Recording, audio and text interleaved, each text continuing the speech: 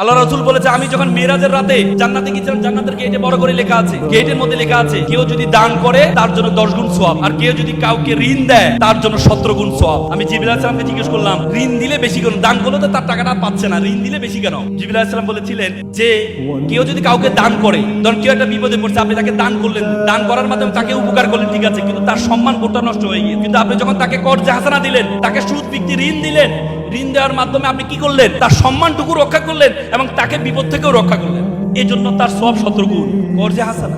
অথচ আমরা সুদ এটাকে হারাম করা হয়েছে, বলে যে সুদের 69টা গুনাহ আছে, তার সর্বশেষ সর্বনিম্ন গুনাহ হচ্ছে মায়ের সাথে, নিজের মায়ের সাথে জেনা করা। নাউজুবিল্লাহ। সে সুদ আমাদের রন্ধে রন্ধে, সেজন্য আমাদের কর্জে হাসানাকে আমাদের সামনে নিয়ে আসা দরকার। আল্লাহ রাসূল অর্থনীতি চমৎকার দিয়েছেন, তিনি বলছেন তোমরা কর্জে হাসানা দাও, তাহলে 17 গুণ সওয়াব তুমি পাবা, 17 গুণ সওয়াব তুমি পাবা। অর্থনীতিবিদ হিসেবে রাসূল সেরা ছিলেন।